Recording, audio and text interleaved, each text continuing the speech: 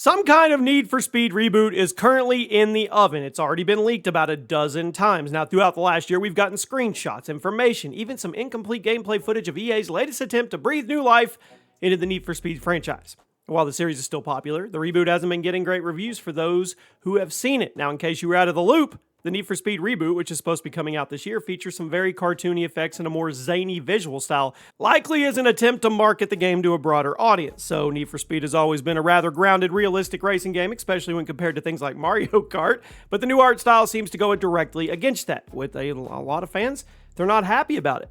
Welcome to Video Game Leaks, everybody. Chaos. Today, I have bad news. That's right. Today is going to be a bad news video, so buckle up, and if you're a racing fan, specifically a Need for Speed fan, I'm probably going to make you a little sad. We've got a very trusted industry insider that has dropped some really bad news. So, when asked last week about the status of Need for Speed, Tom Henderson replied he's worried. He's worried about the project's development, which probably wasn't what fans wanted to hear. Now, Tom is one of the most trusted names in gaming leaks, and he wouldn't put any intel out unless he was very confident in what it was. So if he's worried about the game, guess what?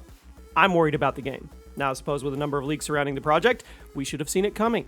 Generally speaking, games with more troubled development seem to have more leaks because there's just a higher number of disgruntled employees trying to take their frustrations out by venting to people who they want to talk to, or just leaking entire chunks of the work in progress because they're frustrated. We've already seen so much Need for Speed reboot via leaks that I really have no reason not to believe Tom here. Now, EA has been seemingly trying to shake their previous reputation as the worst company in gaming, and one of the ways they're doing that is by giving developers more space to make a good product. Well, unless you work at EA Sports, let's not worry about that. Anyway, the point is, EA has been trying to redeem themselves recently, and while they certainly haven't been perfect, I admit it, they're making progress. Now, with that being said, I think it's very likely this game gets delayed into 2023. The Need for Speed reboot hasn't really even been announced yet, and if it's truly coming out by the end of this year, the clock is ticking very loudly.